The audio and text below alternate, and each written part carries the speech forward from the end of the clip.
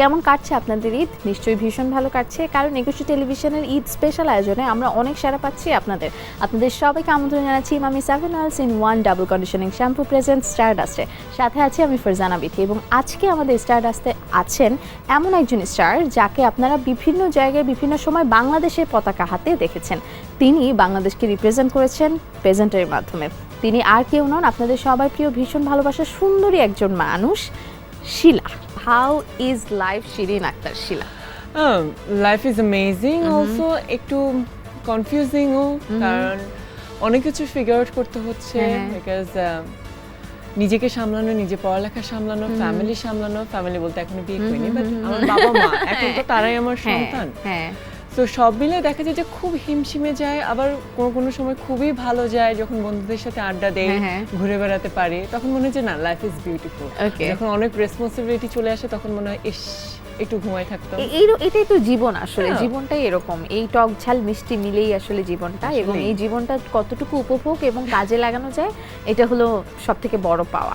কিন্তু আমি বলবো যে শিরিন আক্তার শিলা জীবনকে উপভোগ করার পাশাপাশি কাজেও লাগিয়েছেন অনেক, কিন্তু সেখানে তার হয়তো বা দুশ্চিন্তার ভাঁজ আছে, কিন্তু দর্শক যারা আছে কিংবা যারা ভালোবাসে শিরিন আক্তার শিলাকে তাদের কিন্তু কোনো দুশ্চিন্তা নাই, কারণ একটা এত সুন্দর মানুষ কিছুদিন পর সোশ্যাল হ্যান্ডেলে এত সুন্দর সুন্দর ছবি দেখতে পাচ্ছে দর্শকরা, কাজের খবর পাচ্ছে, কিন্তু কবে আসবে সেই চিন্তায় মগ্ন আছে, অপেক্ষায় আছে। তো সব মিলে আমার মনে হয় শিরিন আক্তার শিলার সময় ভালো কাটছে।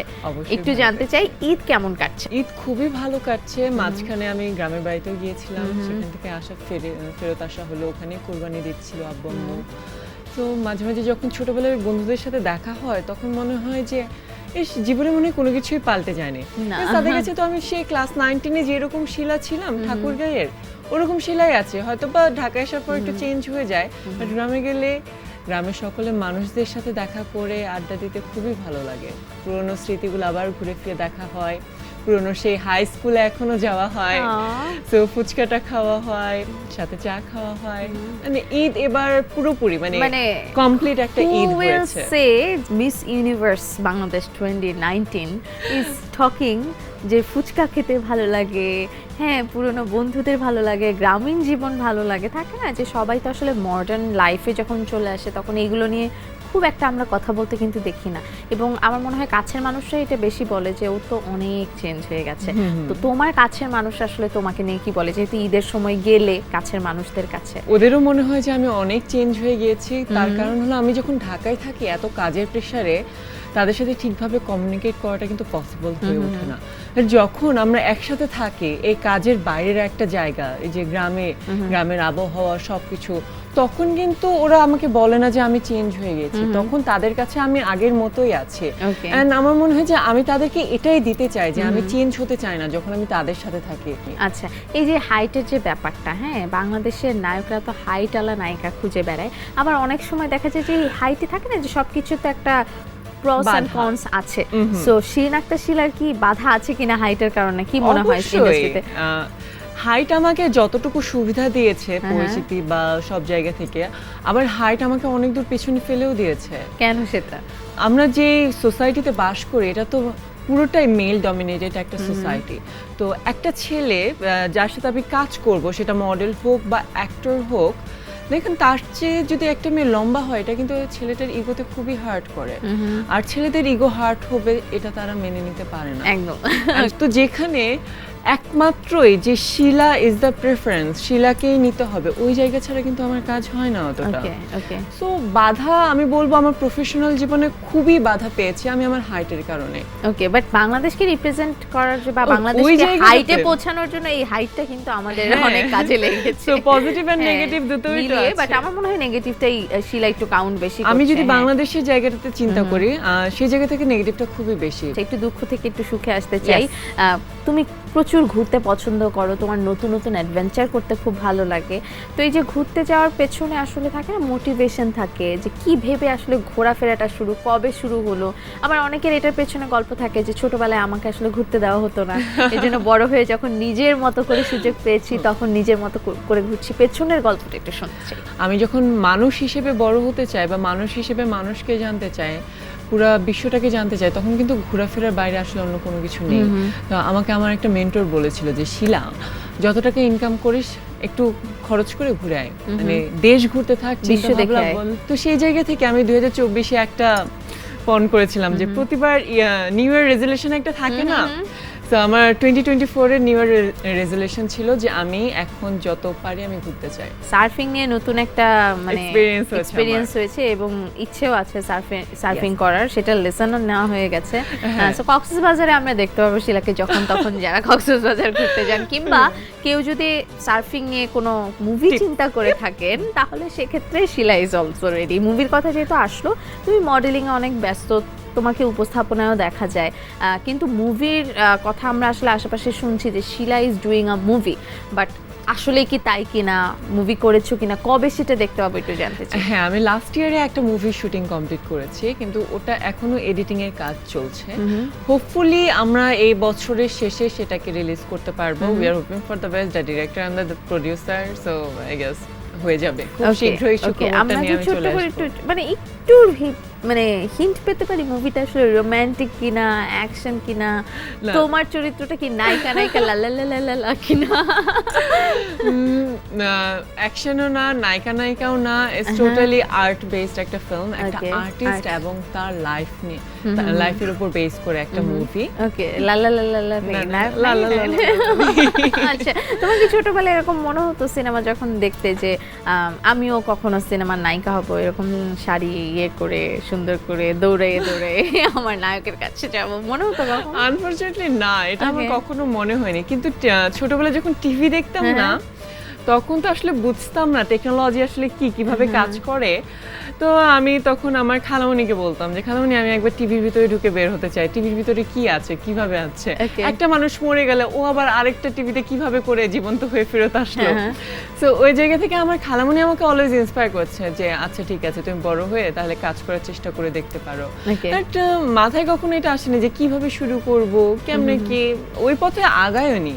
ইউনিভার্সিটিতে ওঠার পরে আসলে যখন আমার ফ্রেন্ডরা আমাকে বলা শুরু করলো যে তুমি এত লম্বা কেন, যাও তুমি মডেল হও, লম্বা দিয়ে লম্বাটাকে কাজে লাগাও। তার মানে এটার পিছনে ইউনিভার্সিটি ফ্রেন্ডদের হাত সবার আগে, এবং তাদেরকে কখনো ভোলা যাবে না, রাইট? না, ওকে, আমার লাইফে আমার ফ্রেন্ডরা খুবই বড় একটা রোল প্লে করে, তো তাদেরকে ছাড়া আসলে আমি এখানে থাকতাম না, আমি শিলা হয়ে উঠতে পারতাম না। অলরাইট, আরো অনেক অনেক গল্প নিশ্চয়ই আছে, এই ফ্রেন্ডদের সম্পর্কেও জানবো, তার পাশাপাশি মডেলিং, উপস্থাপনা, ক্যারিয়ার, এই যে সিনেমা, আরো অনেক অনেক কিছু জানানোর বাকি আছে দর্শকদের শিলা সম্পর্কে। সো ব্রেক নিয়ে আসি। ওকে দর্শক, সাথে থাকুন, চলছে 21 টেলিভিশনের পর্দায় Emami 7 oils in 1 double conditioning shampoo presents Stardust.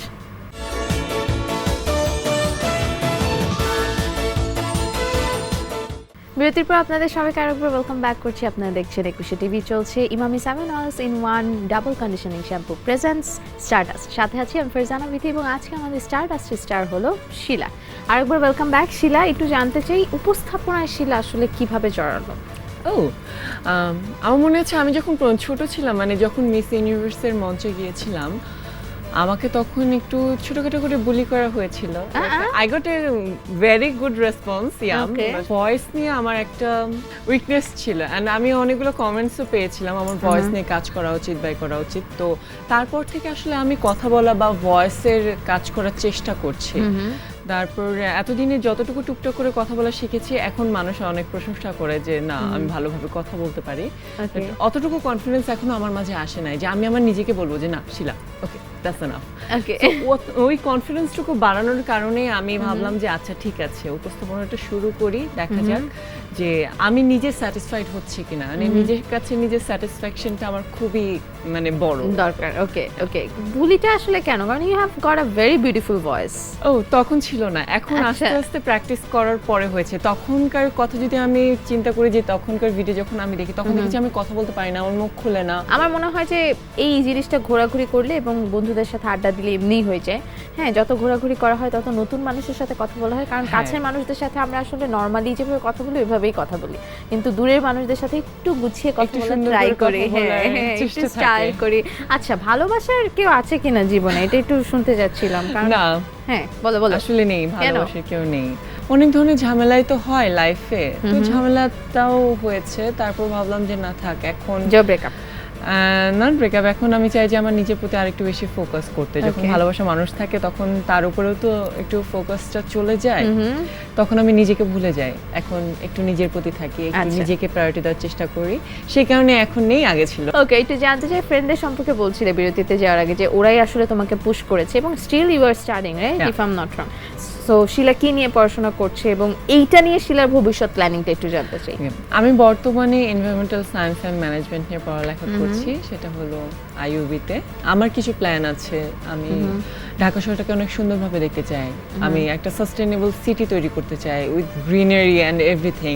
তো এই ভিশনটা থেকেই আসলে আমি এনভায়রনমেন্টাল সায়েন্স অ্যান্ড ম্যানেজমেন্টে পড়ালেখাটা শুরু করেছি। ওকে, অ্যান্ড আমাকে যখন কেউ জিজ্ঞাসা করে যে তুমি কেন পড়তেছো, মানে হোয়াটস ইউর ফিউচার প্ল্যান, আমি জাস্ট একটাই কথা মাথায় আসে যে I want to be a farmer. Okay, I really want to be a farmer. কারণ ওই জায়গাটা নিয়ে আর একটু ডিটেইলস ভাবে, আর একটু ফাস্ট আকারে চিন্তা Professionally. ভাবনা করার জন্যই আসলে এনভায়রনমেন্টাল সায়েন্স এন্ড ম্যানেজমেন্টে আমার ভর্তি আচ্ছা, হওয়া। Best of luck for that. একটা খেলা খেলতে চাই Okay. তোমার সাথে। সেটা হলো যে আমি কিছু সিনেমার জনপ্রিয় গানের নাম বলবো, ট্র্যাকের। সো তোমাকে ট্র্যাকটা শুনে গেস করতে হবে এটা কোন মুভির গান। So the segment is guess the movie. Okay, প্রথম কথা হলো আমি খুবই বাজে এই জায়গাটাতে। I will help you, I will help you. Okay. সিনেমার জনপ্রিয় গানটি হলো, এখন যে সিনেমাটি তোমাকে গেস করতে হবে, বাংলা সিনেমা ও আমার বন্ধু গো। সিনেমাটির চরিত্রায়ন যদি বলি সালমান শাহ এবং মৌসুমী।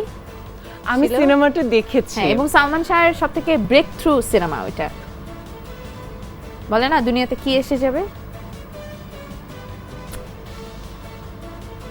কেয়া, কেয়ামত, কিয়ামত থেকে কেয়ামত। কিয়ামত পর্যন্ত। হ্যাঁ, না না, কেয়ামত থেকে কেয়ামত। ওকে, Okay. এটা হয়নি। ওকে, ও আমার বন্ধু গো, চিরসাথী পথ চলার এটা তোমারই জন্য। চলো এবার সেকেন্ড ক্লু। সিনেমায় সালমান শাহ এবং শাবনূর প্রধান চরিত্রে অভিনয় করেছেন এবং এটি একটি মিষ্টি প্রেমের গল্প। সিনেমাটির নাম কি? হুম হুম হুম তুমি আমি, হুম আমি তুমি, হুম তুমি আমি, তুমি আমি। তুমি আমার।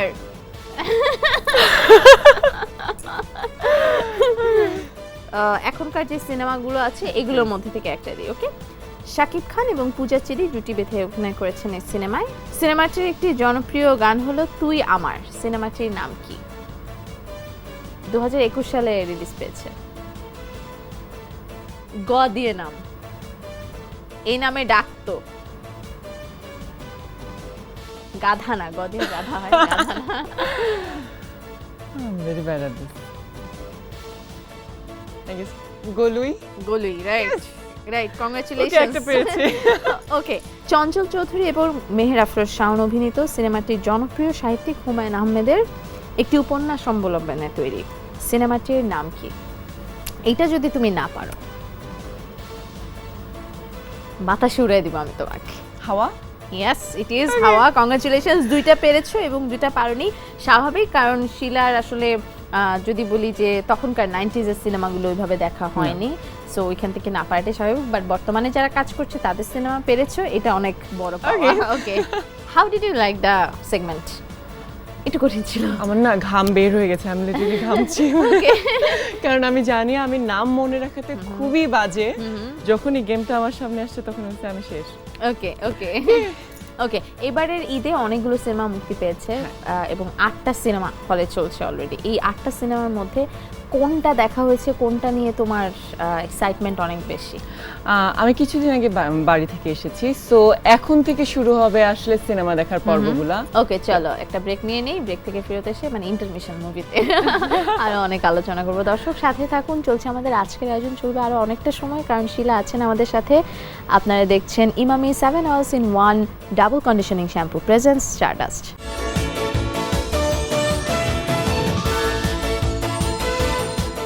বিরতির পর আপনাদের সবাইকে আরো একবার ওয়েলকাম ব্যাক করছি। আপনারা দেখছেন একুশে টেলিভিশন, চলছে ঈদ স্পেশাল আয়োজন এবং সাথে আছে আমি ফারজানা বিথি। চলছে Emami 7 Oils in 1 double conditioning shampoo presents Stardust. আমাদের আজকে স্টারডাস্টের স্টার হলো শিলা।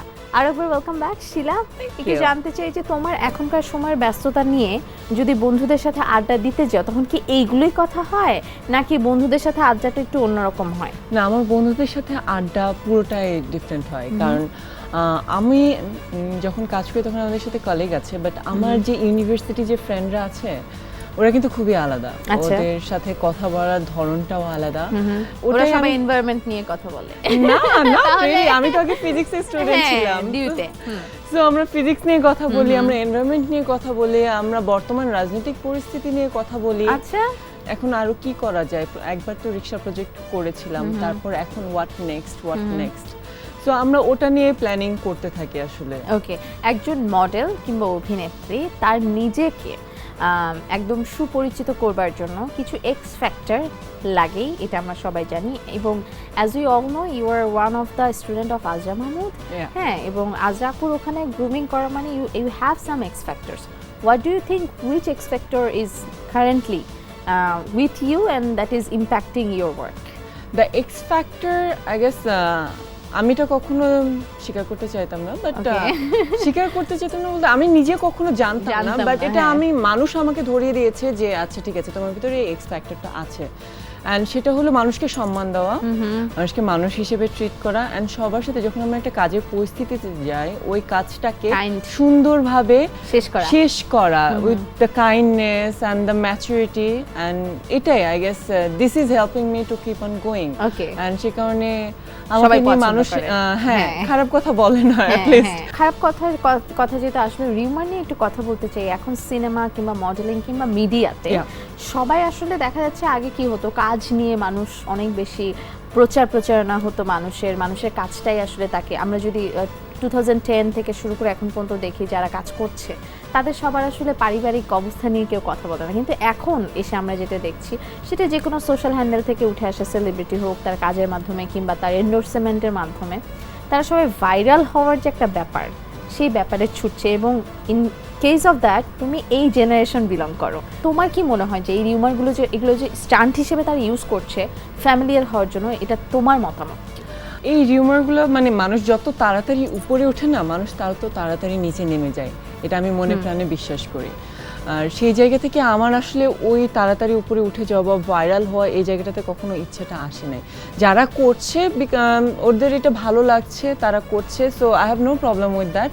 সো আমার যখন ভালো লাগে না, আমি সোশ্যাল মিডিয়াতে কিন্তু ব্লক একটা অপশন আছে, আর আমি সেটা ইউজ করি। আমি এই যুগের সাথে তাল মিলিয়ে আসলে চলতে পারবো না। দিন শেষে আমি আমার বাসায় যাই, আমার বাবা মা দেখে সোশ্যাল মিডিয়াতে কি হচ্ছে, তারা যদি তার মেয়েটাকে এভাবে করে দেখে তারা অনেক কষ্ট পাবে, আর আমি আমার বাবা মাকে কখনো কষ্ট দিতে চাই না। আচ্ছা, তো বাবা মার তো সন্তান, হ্যাঁ। শিলা সবসময় যেটা বলে যে আমার আব্বু আম্মু আমার ছেলে মেয়ে, হ্যাঁ তাদেরকে আমি আগলে রাখার চেষ্টা করি। বাবা মা কতটুকু খুশি, কিংবা বাবা মা যখন শুনলো যে তুমি মিস ইউনিভার্স বাংলাদেশে আসলে পার্টিসিপেট করতে যাচ্ছ, ওই জার্নিটায় বাবা মা কতটুকু উৎসাহ দিয়েছে? ও, বা আমার সাথে বাবা ছিল? মা কখনোই আসলে চাইতো না যে আমি মডেলিং এ আসি বা ওই ধরনের কোথাও যাই।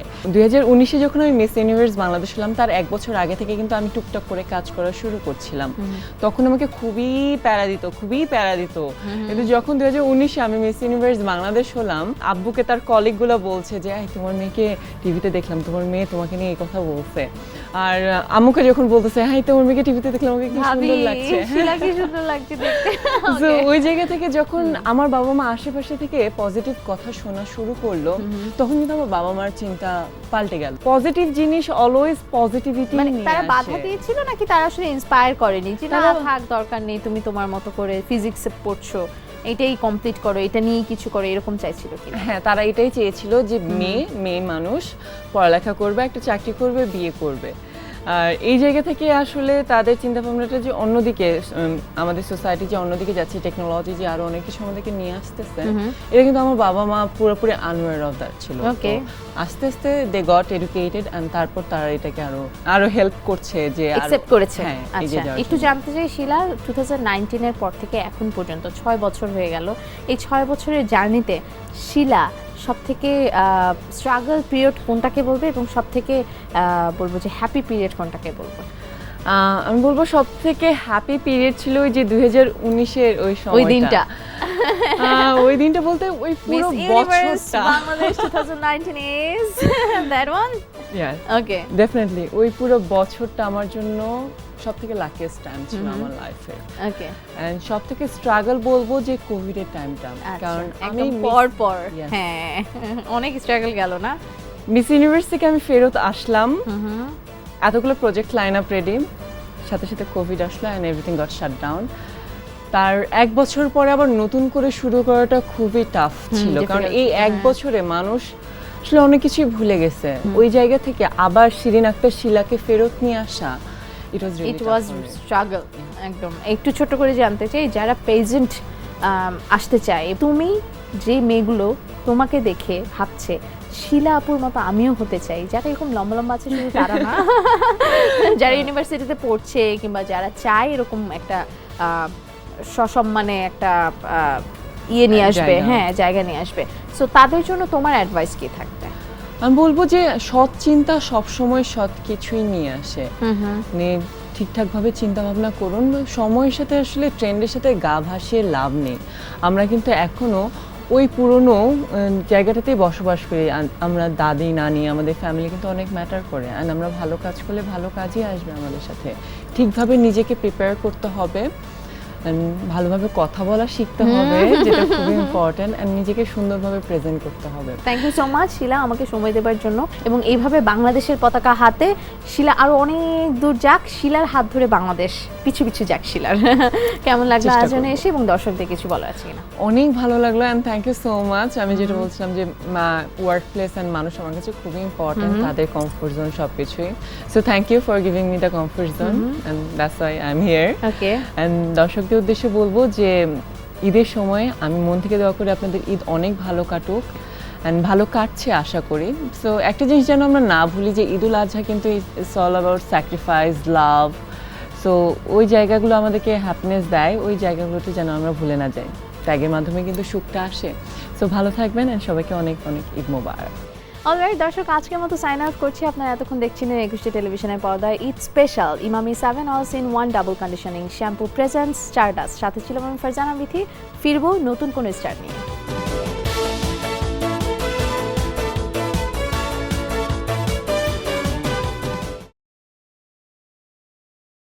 চুলের যত্নে নতুন 7 Oils in 1 double conditioning shampoo. চুল হবে পরিষ্কার, থাকবে পারফেক্ট। চুলের যত্নে নো টেনশন। 7 Oils in 1 নিয়ে এলো নতুন ডাবল কন্ডিশনিং শ্যাম্পু। 7টি ন্যাচারাল ও এক্সোটিক ইনগ্রেডিয়েন্টস চুল শুধু পরিষ্কারই করে না, দেয় ডাবল কন্ডিশনিং। পারফেক্ট চুলের জন্য 7 Oils in 1 double conditioning shampoo.